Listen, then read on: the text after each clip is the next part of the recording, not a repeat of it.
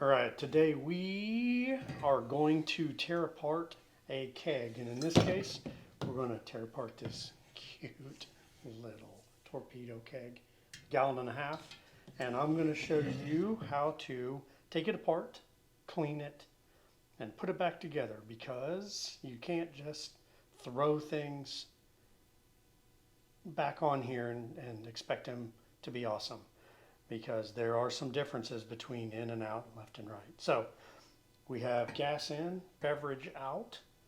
This is our pressure relief valve. And then this is how we open the keg lid. So let's just start by ensuring that we don't have any pressure inside of the keg. You have to have a keg that is equal pressure with the outside before you start screwing with things. Pressure vessels will hurt you, so be careful. So there we go. I've released what little pressure there was. Now, how can we release pressure on a keg that maybe doesn't have one of these? Maybe you have a used keg that doesn't have a pressure relief valve on it. You can use the in valve, and I'll show you why in a second. We can push down on the poppet right here, and the poppet will release the gas. You can push the out, but guess what's going to come out the out if it's pressurized? It's going to spray all over the place if there's liquid and pressure. So I'll show you why. If you have to, this is the side, the in is the side to depressurize in the absence of this guy here. So now would be a good time to release the lid. So we pull,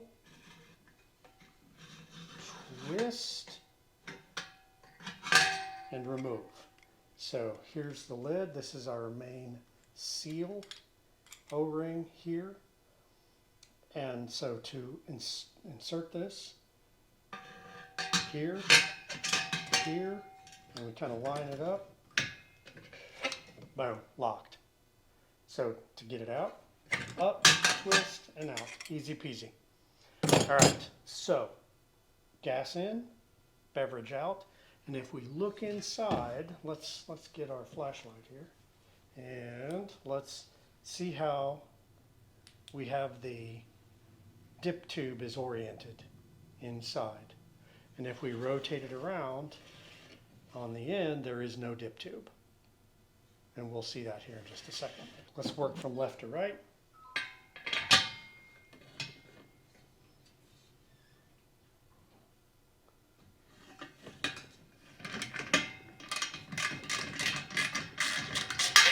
So we loosen the posts, and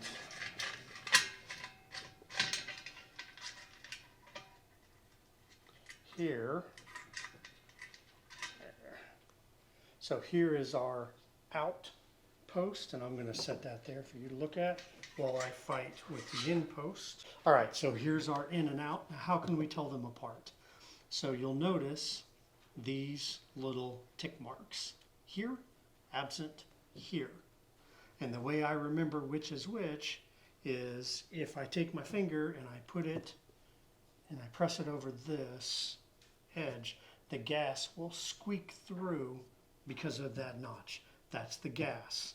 And then this side I put my finger on and it's watertight. So that's how we can tell from a distance. Yours probably will look different than these, but there you still will probably find the notches. Notice the geometry here versus here. These two are not the same. So you want to put your gray fitting on the gas. Gray is gas. The black goes on this side. Black is bev. Beverage, if you put your finger on it, won't leak. Gas, if you put your finger on this, gas will squeak through because of this little notch. Notice the geometry differences. If you reverse these, because you don't know about, the notches and all this, then you are going to create problems either for yourself or for the next guy. If you have a keg that does not have, that has both gas on both sides or liquid on both sides because it was assembled incorrectly and you've been having trouble, take a look at this and see if this is part of your problem. So we have our O-ring here, which take a look at those and lubricate those from time to time. And then inside is the poppet. There's the poppet and then the spring from the gas side, and it looks identical from over here on the liquid side. So now let's pull out the, over here,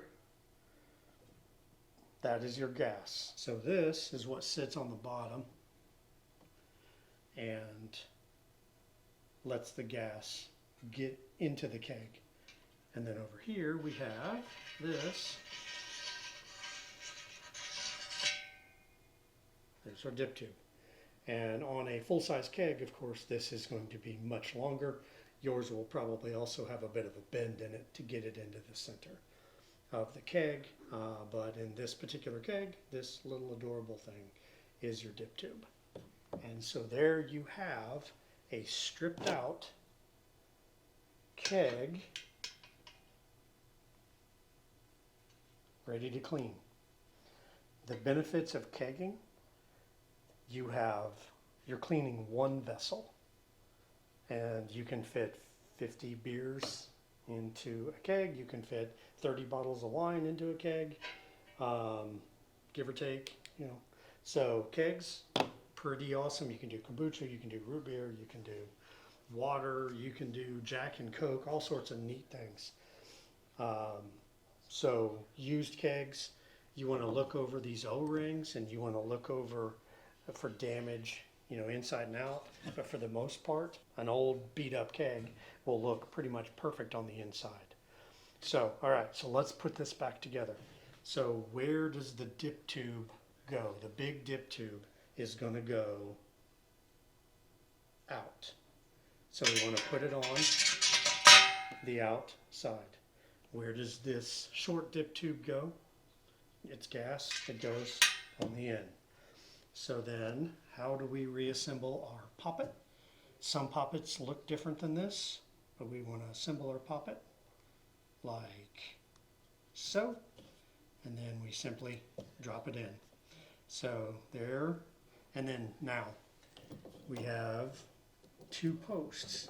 Which post goes where? This post goes gas. So the gas goes in, and then this one goes out, and then tighten them down with your wrench of choice, and then lubricate the O-ring there, here, boom, and then you pressure check, and there is how you disassemble, reassemble, and clean a keg. Thanks for watching. If you have questions, hit us up in the comments. Thank you for watching. Have a wonderful day.